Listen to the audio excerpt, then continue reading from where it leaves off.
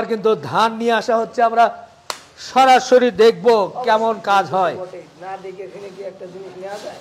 বাহ, এই বলে ঢেলে দিলে হয়ে গেল। ওকে,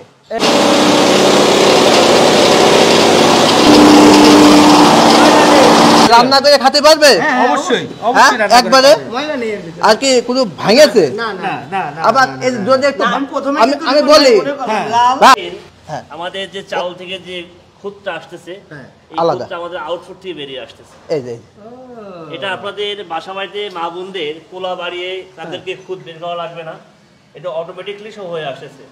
আমাদের তিনটা পয়েন্ট, একটা পয়েন্ট দিয়ে আমাদের পিওর যে চাউলটা আসতেছে, আর একটা পয়েন্ট যে আমাদের চাউলের যে ধানের গুঁড়া, যে গুঁড়াটা আপনারা হাঁস মুরগি কিংবা গরু বাছুর খাওয়াইতে পারবেন। আমাদের আর একটা সুবিধা আছে যেটা, সেটা হচ্ছে যে আমাদের ধান তো আমরা অলরেডি ভাঙাইতেছি, জি, একই পরিবার দেখা যাচ্ছে ইমার্জেন্সি ভোটটার প্রয়োজন, তখন আমাদের বেল আছে, বেল খোলা লাগবে না। আমাদের এখানে কিন্তু পয়েন্ট আছে যেটাকে বলে অটো পুলি, এখানে দুইটা সেকশন করা আছে। আপনি আপনার ধানের অপশনটা বন্ধ করলেন, পুলিটা করে আপনি আবার ভোটটা করে অফ করে দিলেন, আপনার ধান যেমন থাকবে এমনই থাকবে, আপনার ভোটটা কাজ শুরু হয়ে যাবে। দেখা যাক আমরা ভুট্টা শুরু করি এবার। এই ধান থাকা অবস্থায় পরীক্ষা করি, ধান নামানো লাগবে না, এখানে